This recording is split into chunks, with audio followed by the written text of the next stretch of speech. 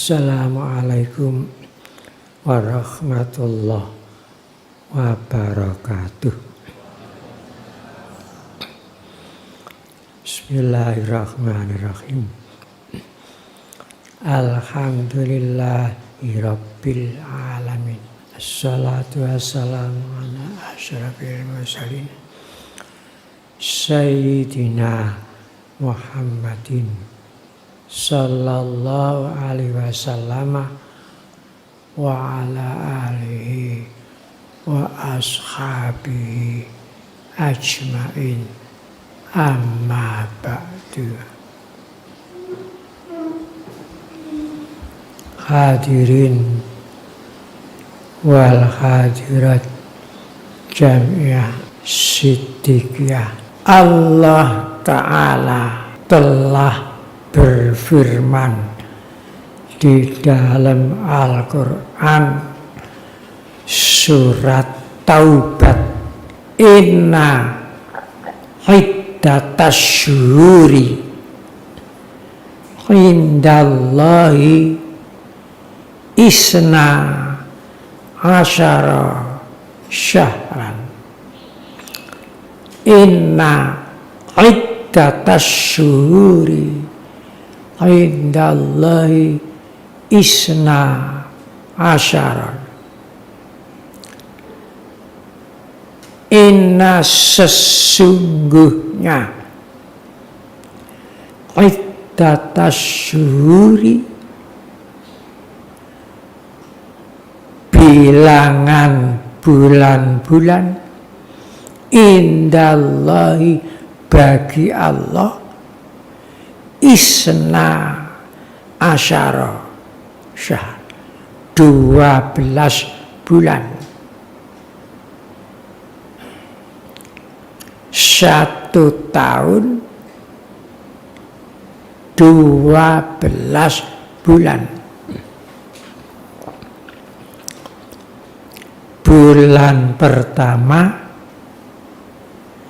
dinamakan bulan Muharram. Bulan kedua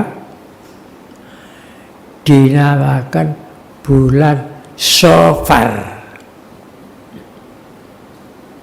Bulan ketiga dinamakan bulan Rabiul Awal atau Maulud.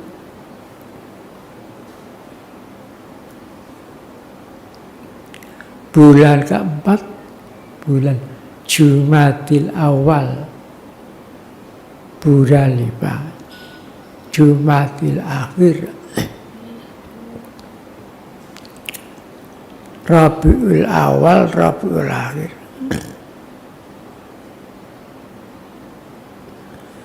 Bulan 7 disebut bulan Rajab.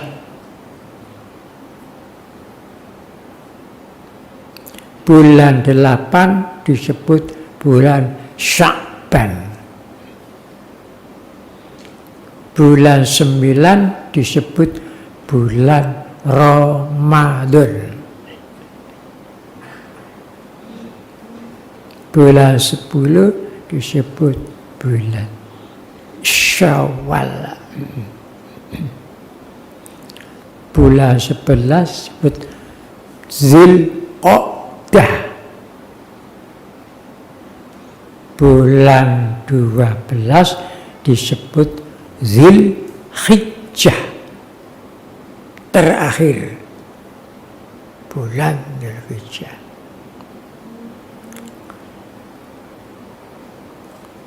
Dua 12 bulan itu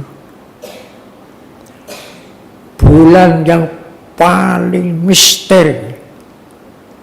Isinya hanya bulan Muharram.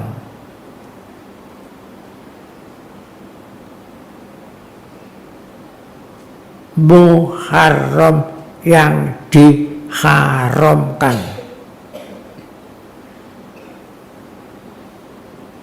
Disebut bulan Asyura.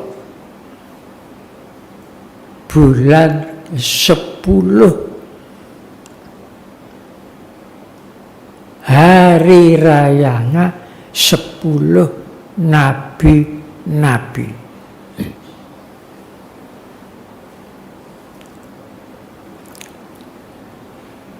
Ulama ahli syariat bahas bulan Muharram dari ilmu syariat. Ulama ahli aqidatul muslim berbicara bulan Muharram dari segi aqidatul muslim. Ulama-ulama ahli tasawuf berbicara tentang bulan Muharram dari segi ilmu tasawuf.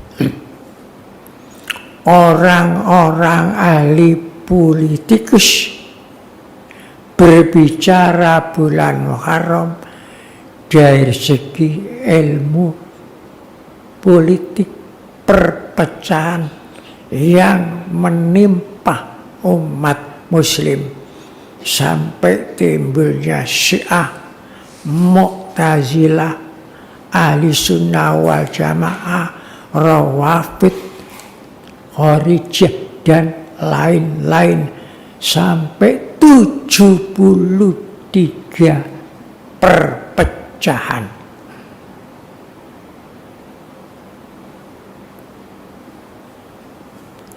Dilihat dari segi namanya, tidak disebut bulan pertama, tapi bulan Muharram, bulan yang diharamkan.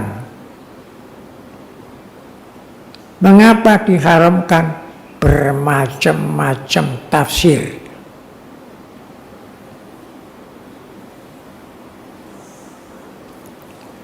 Mengapa dinamakan bulan Asyura? Bermacam-macam tafsir.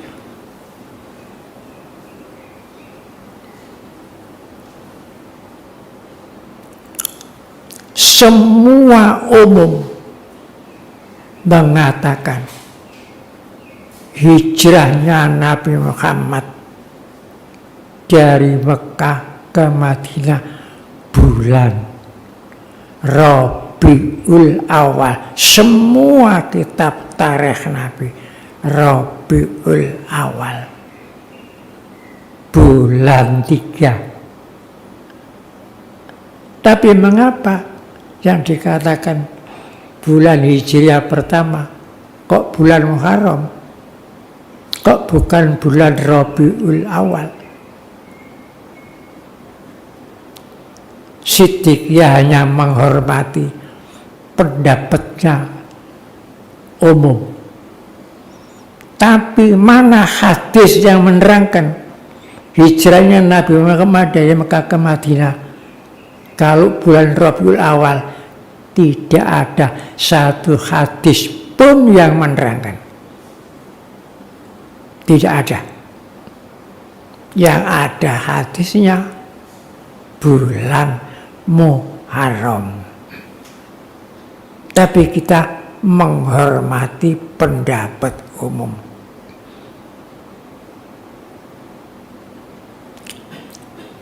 Mengapa dinamakan bulan Muharram? Yang diharamkan, pendapat umum mengatakan karena bulan itu diharamkan mengadakan peperangan. Siddiqiyah menghormati pendapat umum, tapi berbeda pendapat.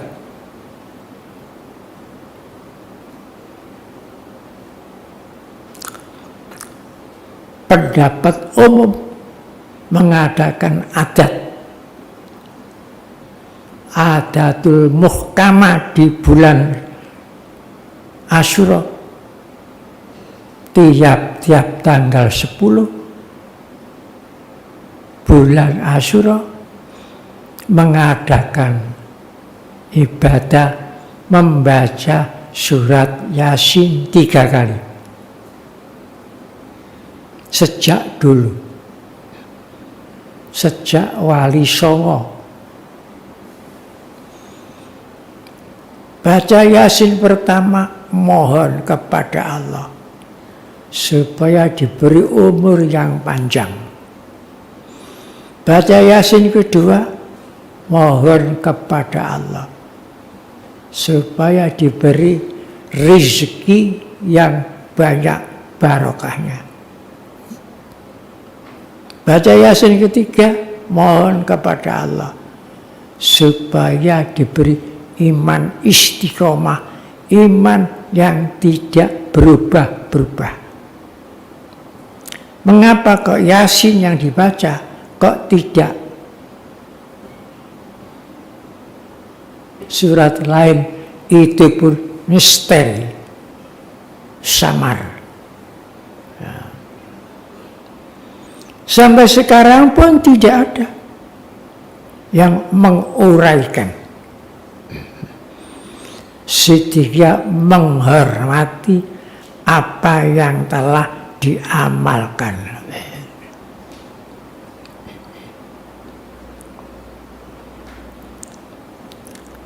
Pendapat syariat Islam, ulama-ulama syariat di bulan Asyura, riayanya nabi-nabi 10.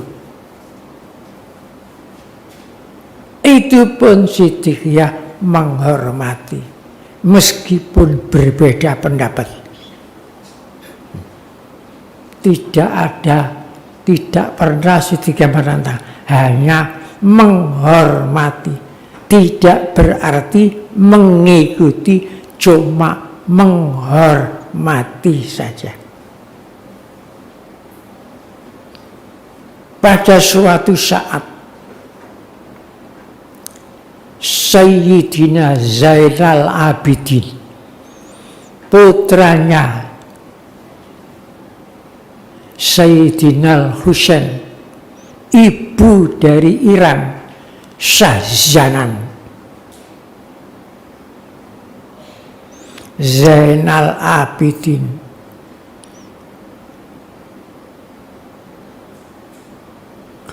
gurunya Isa bin Taifur Abi Yazid Bustami, waktu ditanya apa sebenarnya Sayyid Zainal Abidin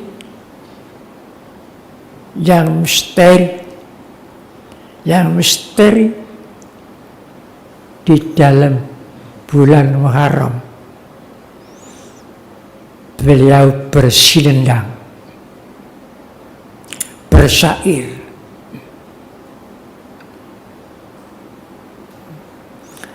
inilah aktumu min ilmi jawahirahu, dikaila yaro zujahlin bayuftanna. Saya simpen, tidak saya buka berliannya bulan ini, supaya orang-orang yang bodoh tidak mengetahui. Kalau sampai mengetahui, fayuftanina, saya akan difitnah, darah saya akan dihalalkan oleh orang-orang muslim yang bodoh. Kemudian Sayyid Zainal Abidin munajat kepada Tuhan, ya Rabbi jauharu ilmin, wahai Tuhanku, berliannya ilmu, lau abuhu bihi, seandainya saya buka, saya terangkan berlian ilmu, laki lali anta mimman ya'budul wasana, pasti mereka akan berkata, kamu Zainal Abidin nyembah berhala. Walastahalla rijalul muslimun adami, dan mereka akan menghalalkan darah saya. Mungkin saya akan diranjam dan dibunuh oleh muslim-muslim yang jahil, muslim-muslim yang bodoh. Sampai begitu isinya bulan Asyura ini.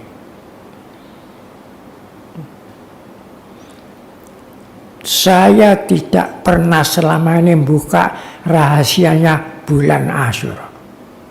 Kalau saya buka, ya, mungkin saya dituduh orang yang paling khianat. Untuk itu Siddiqiyah juga menyembunyikan, mengikuti Sayyid Zainal Abidin. Dan tanda-tanda alam akan ada apa? Semuanya tanda-tanda itu ditampakkan di bulan Asyura. Akan ada apa di alam tahun-tahun yang akan datang? Semua ditampakkan di bulan Asyura, tidak ditampakkan di lain. Ma'asyiral muslimin rahimakumullah. Abad ini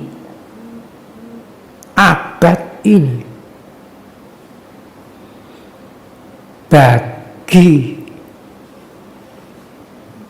kacamata rasa periksa karsa Siddiqiyah, abad kebangkitannya tasawuf dunia.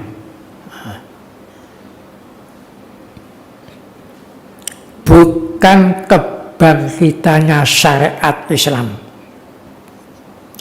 bukan abad kebangkitannya akidatul Islam, tetapi abad kebangkitannya tasawuf Islam dunia. Agama Islam berisi secara garis besar hanya 3. Agama Islam satu isinya syariat Islam, undang-undang Islam, hukum Islam, tata cara zahir Islam, itu syariat Islam, bersumber dari arkanul Islam. Itu sumbernya syariat Islam. Nomor 2, isinya agama Islam itu akidatul Islam, kepercayaan Islam, bersumber dari arkanul iman.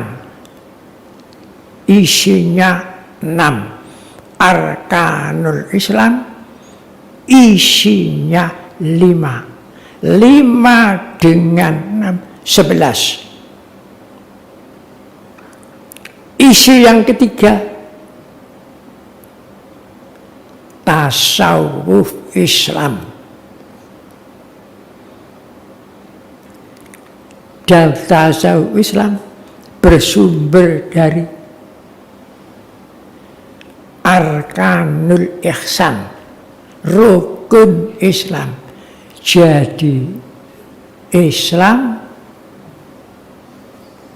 arkanul Islam, arkanul iman, arkanul ihsan. Rukun ihsan hanya 1. Anta budallah ka'annaka tarahu, ibadahlah kamu kepada Allah seakan-akan kamu bisa melihat Allah. Kalau tidak bisa, Ya yang nomor 2 saja. Ka'annaka yarahu. Seakan-akan Allah melihat kamu. Allah hanya melihat hatimu dan amalmu, bukan melihat wajahmu, bukan melihat hartamu. Jadi rukun ihsan itu sumbernya akhlak, sumbernya tasawuf Islam, dan bertasawuf akan merasakan manisnya iman. Alaikum bilibadis sufi tajidu hilawatal iman fi qulubikum. Dan abad ini bukan kebangkitannya arkanul Islam, bukan kebangkitannya arkanul iman, tapi kebangkitannya tasawuf Islam dunia. Ini abad ini.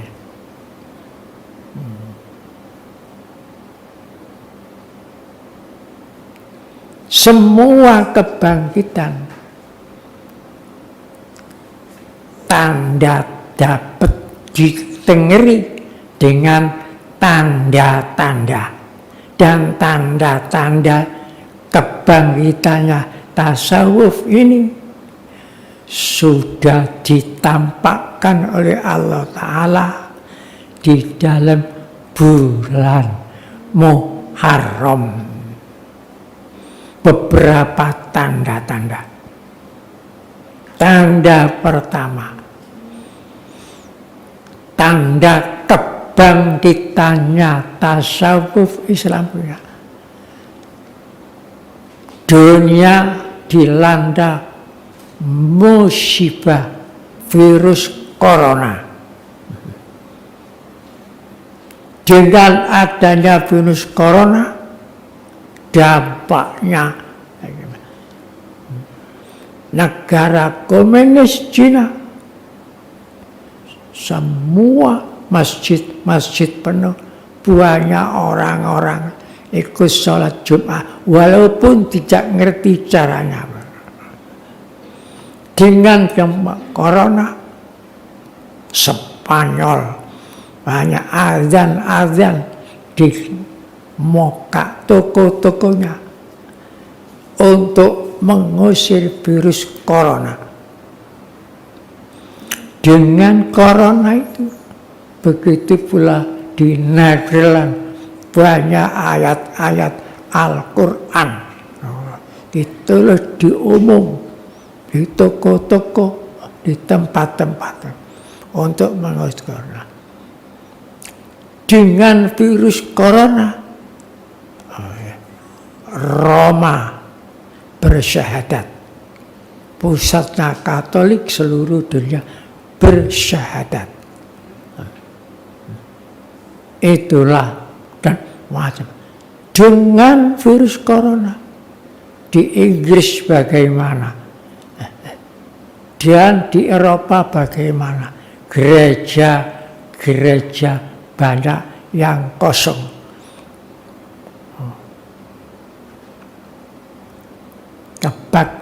Kebaktian kosong. Tapi Islam semarak, tambah masjid-masjid tambah penuh, gereja-gereja tambah. Itu pun adalah alamat tanda-tanda kebangkitan tasawuf Islam di dunia, melanda seluruh dunia. Tadinya tidak percaya akan adanya akhirat, semuanya menjadi percaya. Jadi yang ditakuti yang tidak tahu bagaimana bentuknya virus corona, tidak tahu, tidak bisa dilihat oleh mata zahir.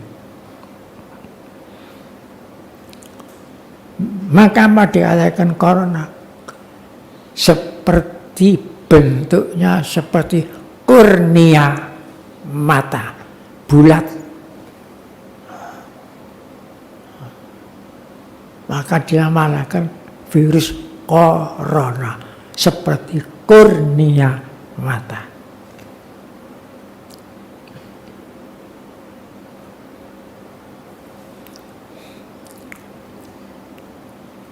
Dan banyak corona membangkrutkan negara, membangkrutkan perekonomian. Banyak ibadah-ibadah kena dampaknya. Di Indonesia, sehingga dengan corona banyak kebijaksanaan yang tidak bijaksana.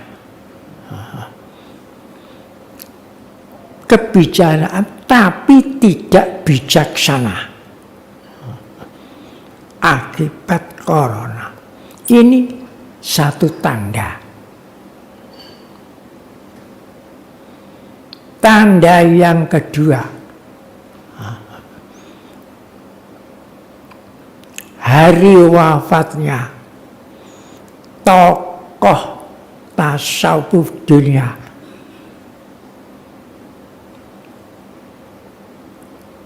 Tarekat Rumiyah, Syekh Jalaluddin Rumi, ditetapkan oleh UNESCO, ditetapkan oleh PBB jadi Hari Rumi, Hari Dunia Rumi.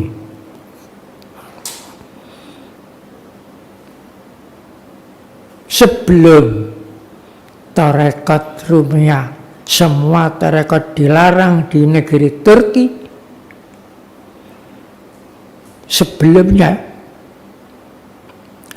Sebelum Kemal Ataturk berkuasa, taruh hari kholnya Syekh Jalaluddin Rumi, biaya negara.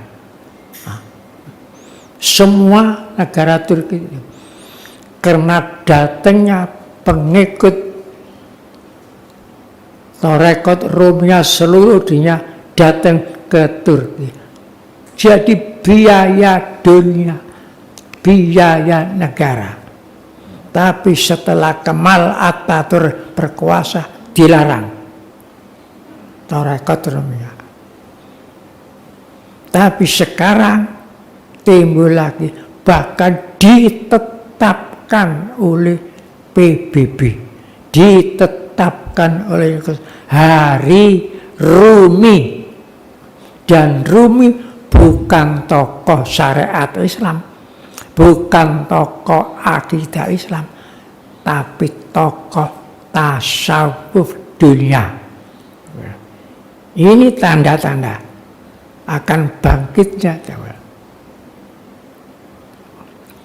Dan tempatnya di kota Konya. Konya itu dulu ibu kota Turki. Pada tahun 2005 saya berkesempatan ziarah ke Konya, Turki. Di skala bangsa datang dari Hindu, Buddha, Kristen, Konghucu, semua ribuan mendatangi makamnya tokoh tasawuf dunia. Karena mereka semua merasa tahu Rumi itu orang Islam, tapi sudah milik dunia. Jangan diklaim miliknya orang Islam saja. Itu satu tanda. Tanda yang ketiga, gereja yang menjadi kebanggaan Eropa, namanya Gereja Hagia Sophia, yang pernah dikuasai Ortodok paling lama, kemudian Ortodok dikalahkan oleh Katolik, Zaman Konstantin Agung, kemudian diganti lagi, dikuasai Protestan. Tapi zaman Rasulullah sudah bersabda, nanti Konstantinia akan dikuasai oleh umat Islam. Ternyata sejak zaman Sultan Al-Fatih, Konstantinia dikuasai, sehingga Konstantinia diganti namanya Istanbul. Dan Hagia Sophia yang paling dibangga-banggakan oleh benua Eropa, itu pun dikuasai oleh Fatih, Sultan Fatih, jadi masjid. Setelah Turki dikuasai Kemal Atatürk, maka Masjid Hagia Sophia dijadikan museum. Waktu saya berkunjung ke sana sudah menjadi museum. Di abad ini oleh kepala negara Tayyip Turki dikembalikan lagi menjadi Masjid Hagia Sophia. Bahkan yang azan pertama kepala negara Tayyip, yaitu Turki, dan didukung oleh Rusia, didukung oleh Inggris. Kembali sekarang Masjid Hagia Sophia. Tempatnya di mana? Di Selat Bosporus. Memang sangat indah. Alhamdulillah, Indonesia ini mempunyai selat yang paling banyak, paling ramai.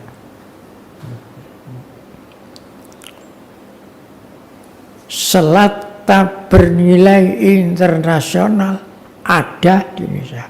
Selat Malaka ramai.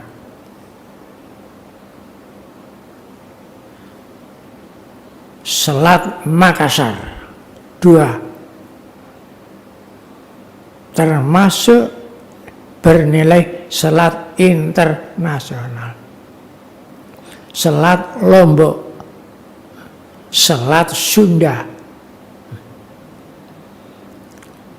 yang lainnya di luar negeri, Selat Khartoum, Selat Bosporus, itu ada di luar negeri, yaitu di Turki, Selat Bosporus. Tapi yang banyak selat yang ramai ada selat di Indonesia.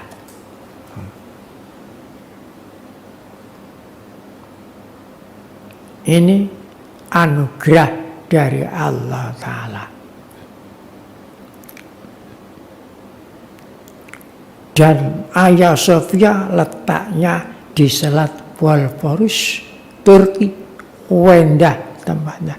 Sekarang kembali setelah 70 tahun jadi museum, sekarang kembali jadi masjid lagi.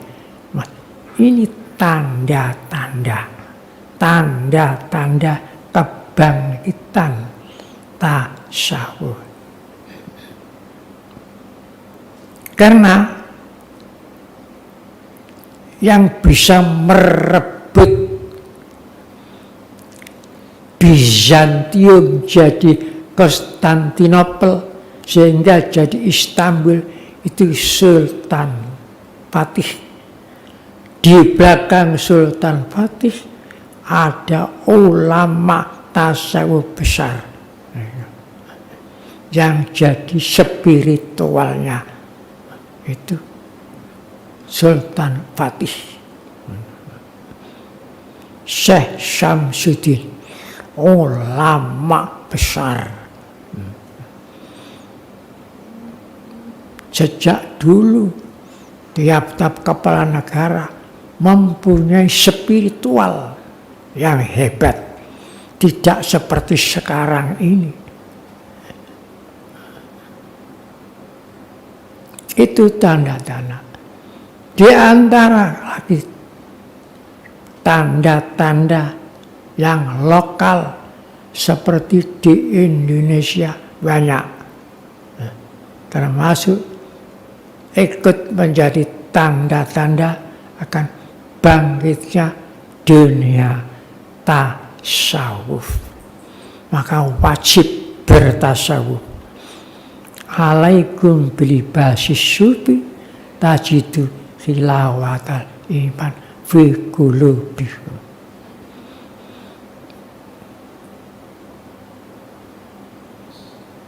Memang diakui banyak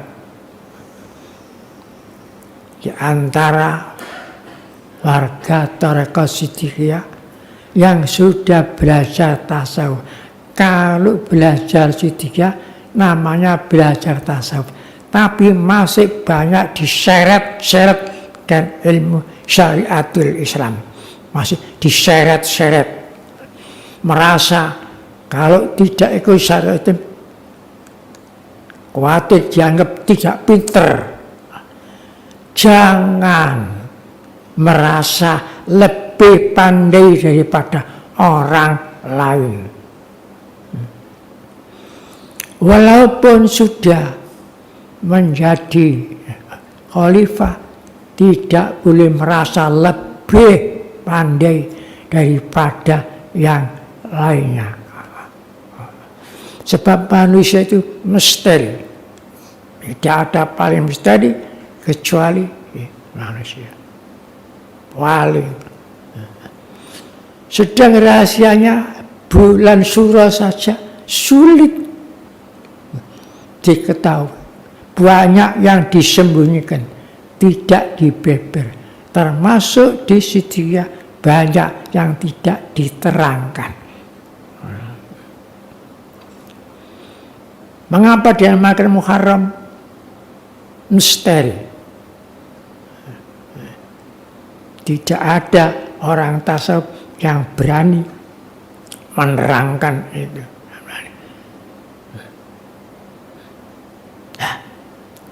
Jadi banyak tanda-tanda. Alhamdulillah di Indonesia, di zaman virus corona melanda, termasuk Indonesia, program-program pemerintah banyak berhenti. Program-program swasta banyak lagi bagus. Tapi alhamdulillah program Thariqah Siddiqiyah baik yang tahunan maupun yang lokal tidak pernah berhenti meskipun ada corona.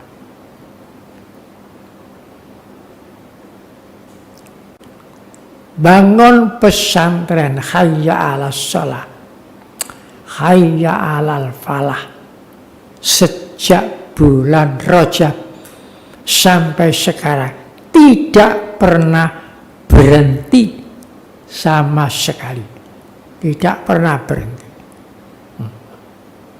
Padahal banyak proyek-proyek yang bangkrut berhenti, termasuk proyeknya pemerintah sendiri, banyak yang berhenti karena terhalang oleh virus corona.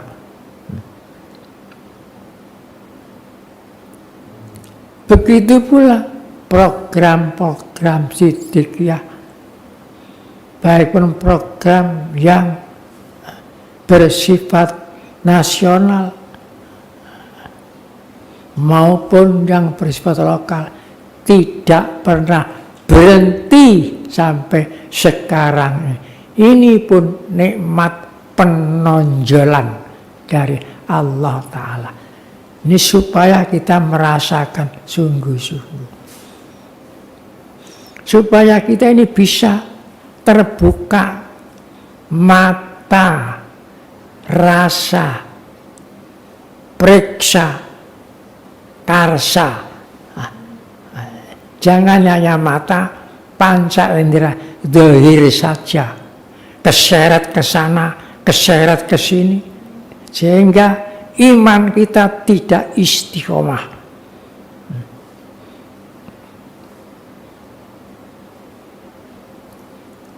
Yang paling mengherankan, sudah belajar di Siddiqiyah lama, imannya masih keseret ke sana, keseret ke ini, masih dekat dengan panca indera zahir. Ini yang mengherankan. Jadi banyak nikmat penonjolan, ya, yang diberikan oleh Allah Ta'ala kepada organisasi di lingkungan Siddiqiyah. Ini supaya dicermati, diteliti, diminati, dicermati, diteliti, belajar mengkritisi keadaan-keadaan. Jangan seperti kabur cangak. Kita cukup berkata sekarang ini kebijaksanaan yang tidak bijaksana, cukup begitu saja. Jangan berkomentar macam-macam. Rasul sudah pernah bersabda, la yuflika qaumun idza wallahu amruhum imra'atin. Tidak akan menguntungkan kepada kaum jika pojok pemerintahan itu wanita. Tidak akan beruntung.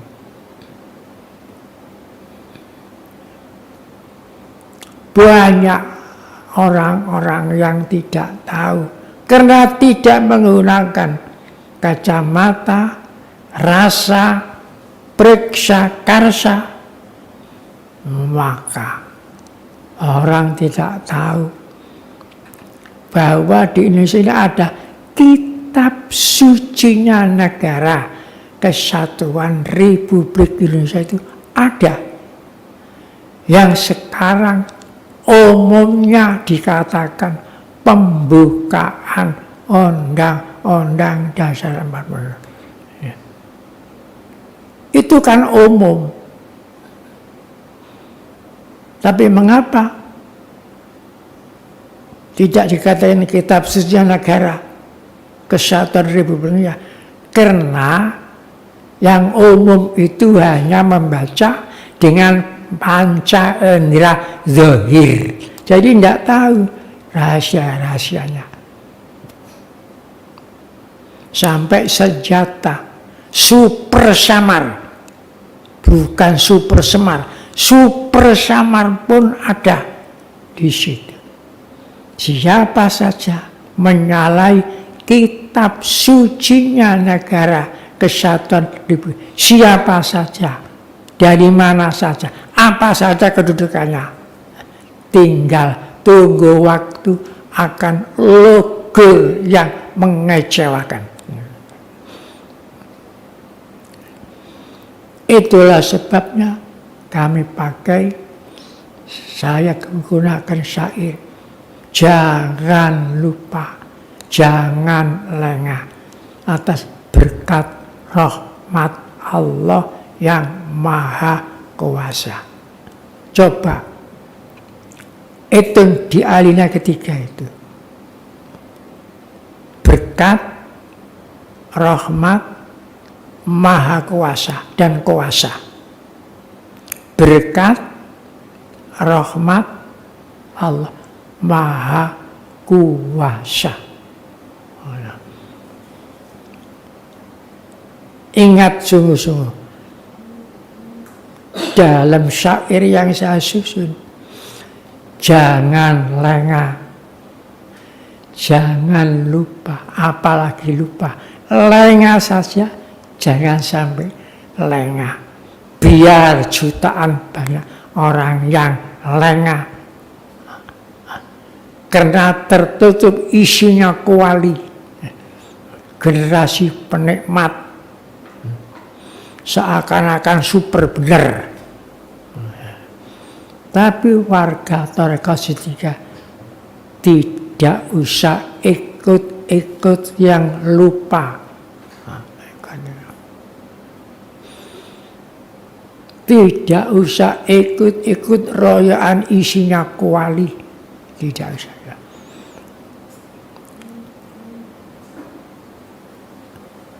Pegang tunggu-tunggu. Itulah kitab sucinya negara Kesatuan Republik Indonesia. Suci dari apa? Kalau saya terangkan berlapis-lapis kesuciannya. Kalau saya buka.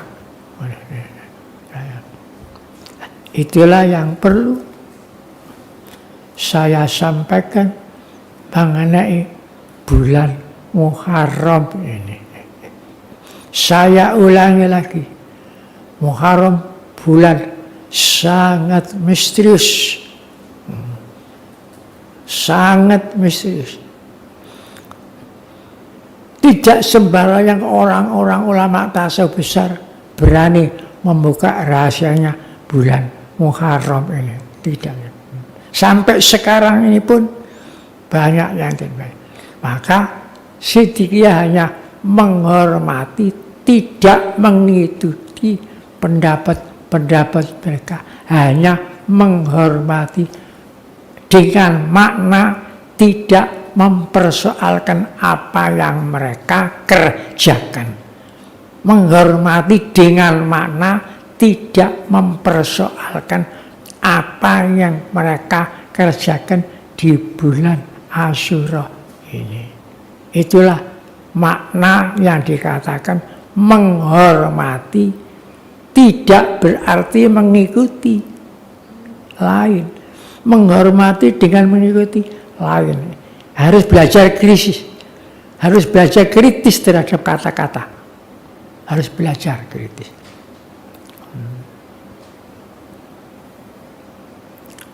Mudah-mudahan apa yang saya sampaikan ini bermanfaat besar kepada warga Thariqah Siddiqiyah.